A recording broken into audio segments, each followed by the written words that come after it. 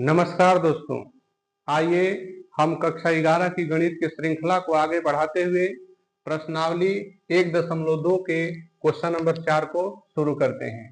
Question number 1 से 3 तक पिछले वीडियो में हल किया जा चुका है।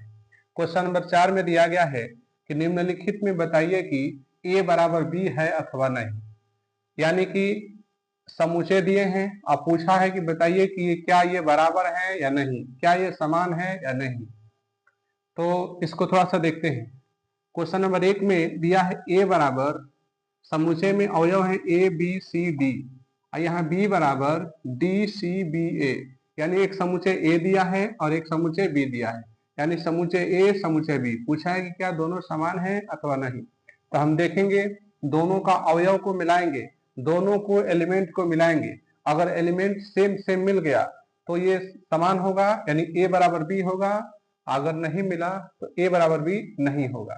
तो देखिए, समुच्चय a में क्या है, यहाँ a भी है। देखिए, a है फिर a है, ये b है तो ये b है, ये c है तो ये c है, ये d है तो ये d है।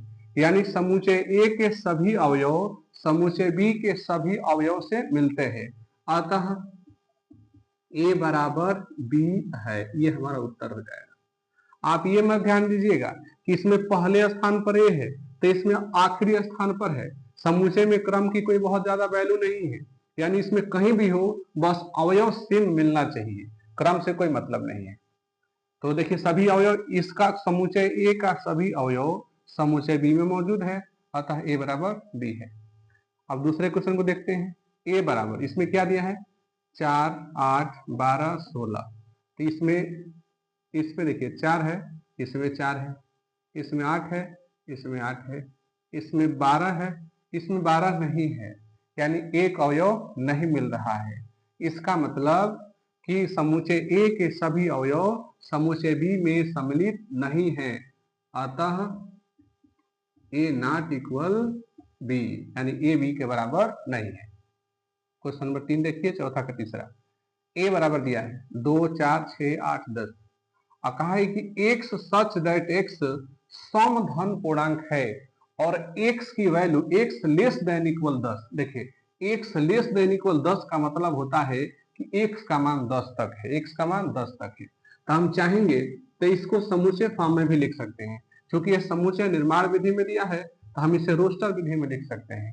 जैसे सम, सम का मतलब 2 से, अधन पूर्णांक है ना, तो 2 4 6 8 और 10, यानी एक्स की जो वैल्यू है वो कहां तक है, 10 तक है।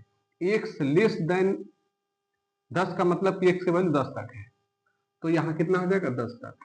तो आप ऐसे लिखे हैं, ये समुच्चय निर्माण विधि में है और ये रोस्टर रूप में है, तो इसका मतलब ये हुआ, इसका मतलब ये हुआ। तो आप देखिए ना, इसमें 2 है तो इसमें 2 है, ये 4 है तो ये 4 है, ये 6 है तो ये 6 है, ये 8 है तो ये 8 है, ये 10 है तो ये 10 है। यानी समुच्चय ए के सभी अवयव समुच्चय बी के अवयव में मौजूद है, अतः ए बराबर बी। ये हमारा उत्तर हो जाएगा, ए बराबर बी। क्वेश्चन नंबर 4 को देखते हैं। ए बराबर एक्स सच दैट एक्स संख्या 10 का एक गुणज है। ये जो नंबर है इसमें जो अवयव होंगे वो 10 का गुणज, 10 का गुणज का मतलब कि 10 से उस संख्या में भाग देंगे तो कट जाएगा, है कि नहीं। तो इसके जो एलिमेंट होंगे वो 10 से भाग देने पर कटेंगे। तो ए में ये हो गया। अब बी में देखते हैं, बी में एलिमेंट है, तो इसको सॉल्व करने का सबसे आसान तरीका है कि 10 से इन सभी में भाग देकर देख लीजिए। अगर ये सभी अवयव 10 से कट गए तब तो ये दोनों ए और बी समान है, और नहीं कटे तो समान नहीं है, क्योंकि 10 का एक गुणज है। तो 10 में 10 से भाग देंगे तो कट जाएगा, 10 से 15 में भाग देंगे तो नहीं कटेगा, कटेगा नहीं कटेगा। 10 से 20 कटेगा, 10 से 30 कटेगा, 25 भी नहीं कटेगा। यानी ये कटेगा, ये कटेगा, ये कटेगा, लेकिन 15 और 25 10 से भाग देने पर नहीं कटेंगे। इसका मतलब 15 और 25 इसके गुणज नहीं है, यानी ए नॉट इक्वल बी, ऐसे होगा। इसके सभी अवयव 10 से भाग देने पर कटने चाहिए, लेकिन 10 20 और 30 तो कट रहा है, लेकिन 15 और 25 नहीं कट रहा है। इसका मतलब ए बी के बराबर नहीं है, यानी A not equal B. Question number 4 समाप्त रहा। 5 की तरफ देखते हैं। क्या निम्नलिखित समुच्चय युग्म समान है? कारण सहित बताइए। नीचे भी समुच्चय के दो युग्म लिखा गया है, हमें बताना है कि ये समुच्चय समान है कि नहीं है। पांचवा का क्वेश्चन नंबर 1 में दिया है ए बराबर 2 और 3 दिया है, यानी इस समुच्चय में दो अवयव है 2 और 3। अभी में लिखा है एक्स सच दैट एक्स समीकरण x square plus 5x plus 6 equal to 0 का एक हल है। अगर इसको आसान भाषा में समझाएं तो 2 और 3 इस समीकरण का हल है कि नहीं। अगर 2 और 3 इस समीकरण का हल है तब ये समुच्चय समान है, अगर हल नहीं है तो समुच्चय असमान है। तो कैसे पता चलेगा, यानी 2 और 3 इस समीकरण का हल है कि नहीं, कैसे पता चलेगा? तो अब देखिए, इसके लिए x के जगह पर इसमें थोड़ा सा इधर समझ लेते हैं, इधर समझ लेते हैं, इधर समझ लेते हैं। देखिए हमारे पास समीकरण है, हमारे पास समीकरण है x square plus 5x plus 6, देख रहे हैं। अब हमारे पास मान है 2 और 3, तो x बराबर पहले 2 रखते हैं, क्योंकि इसमें 2 दिया है ना, तो x का मान इसमें 2 रखेंगे और 2 रखने के बाद हल करेंगे तो इसका मान क्या आ जाना चाहिए? 0। यानी इन दोनों मान पर अगर इस समीकरण का मान 0 आ गया तब तो यह इसका हल है, अगर 0 नहीं आया तो हल नहीं है। जैसे x बराबर 2 पर इस समीकरण को देखते हैं, x बराबर 2 पर, तो यहाँ 2 रखेंगे, 2 का स्क्वायर प्लस 5 गुणे ये 2 और प्लस 6, 2 का स्क्वायर 4 हो जाएगा, और प्लस 5 दूनी के 10 और प्लस 6, यानी 4 और 10 सॉरी 10 और 4 14 और 14 6 20 हो जाएगा। अब बताइए क्या इस समीकरण का मान 0 आया है? 0 आया है? तो 0 नहीं आया है, यानी x बराबर 2 पर इस समीकरण का मान 0 नहीं आया है। ठीक उसी प्रकार x बराबर 3 पर भी इस समीकरण का मान 0 नहीं आएगा। इसका मतलब ये 2 और 3 इस समीकरण का हल नहीं है। तो हल नहीं है तो इसका मतलब क्या ये समान है? नहीं। तो लिख देंगे क्या? असमान है। क्या है? असमान है, यह असमान है, असमान है। इसमें कारण सहित पूछा है तो इसका कारण लिख देंगे कि यह असमान है क्योंकि समुच्चय ए के अवयव इस समीकरण को संतुष्ट नहीं करते हैं। यानी समीकरण में समीकरणों को हल करने पर इसका मान 2 और 3 नहीं आता है।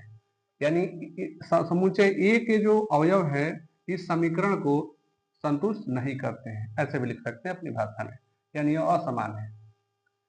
पांचवा का दूसरा देखते हैं, ए बराबर एक्स सच दैट एक्स शब्द फॉलो का एक अक्षर है और बी बराबर वाई सच दैट शब्द उल्फ का एक अक्षर है। अब देखिए आपको पता है ये फॉलो है, अगर इसको हम लिखें ऐसे F comma O double L है तो सिंगल एल लिखेंगे, क्योंकि आपको पता होगा कि समुच्चय में कभी भी डबल एलिमेंट नहीं रखने हैं, एक एलिमेंट 2 बार नहीं होती है।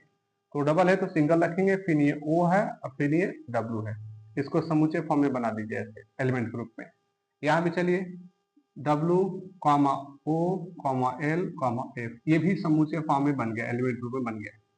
अब मिलाइए, इसमें एफ है तो इसमें भी एफ है, इसमें ओ है तो इसमें भी ओ है। एक काम करिएगा, यहाँ पे गलती हो रही है, सॉरी। देखिए इसमें 2 बार ओ है ना, तो एक ही बार ना ओ लिखेंगे, 2 बार थोड़ी लिखेंगे, एक ही बार ओ लिखेंगे ऐसे डब्लू। अब देखिए एफ है तो एफ है, ओ है तो ओ है, एल है तो एल है, डब्लू है तो डब्लू है। यानी समूह ए के सभी अवयव बी में मौजूद है, यानी इस ये और ये दोनों अवयव सेम है। इसका मतलब ये क्या है? समान है। क्या है? समान है, समान है। अब इसका कारण अगर पूछ रहा है तो कारण में वही बता देंगे कि समुच्चय ए के सभी अवयव समुच्चय बी के सभी अवयव में क्या है? उपस्थित है, अतः यह क्या? समान है। क्वेश्चन नंबर 6 को देखते हैं, नीचे दिए हुए समुच्चयों में से समान समुच्चयों का चयन कीजिए। यानी नीचे कुछ समुच्चय दिया है, उस समुच्चय में कौन कौन से समुच्चय समान है हमें उसको छांटना है। जैसे देखिए A B C D E F G H, यानी इतने समुच्चय दिया गया है, तो इसमें मिलाइए कौन कौन समान है।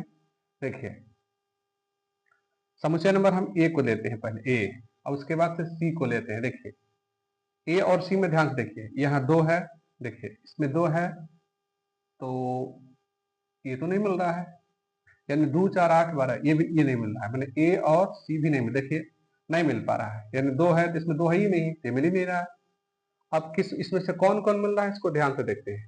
जरा समुच्चय बी को देखिए और डी को देखिए, बी को और डी को देखिए। बी में 1 है तो यहाँ भी 1 है, 2 है तो यहाँ भी 2 है, 3 है तो यहाँ भी 3 है, 1 है तो यहाँ भी 1 है, यानी समुच्चय बी और डी के अवयव क्या हैं, समान है, अतः बी बराबर डी। समुच्चय बी के सभी अवयव समुच्चय डी में उपलब्ध है, इसलिए समुच्चय बी बराबर डी। देखिए 1 2 3 4, 1 2 3 4 सही मिल रहे हैं ना, हो गया। अब फिर इसमें और कोई मिल रहा है, अब इसको देखिए, समुच्चय ई को देखिए और समुच्चय जी को देखिए। ई में क्या है, -1 1, -1 1, यानी कि ई बराबर जी। इन सभी समुच्चयों में केवल 4 ही एक ऐसे समुच्चय है, एक बी और एक डी और एक ई और एक जी, यानी बी बराबर डी है और ई बराबर जी है। बाकी कोई भी समुच्चय के अवयव एक दूसरे से नहीं मिलेंगे।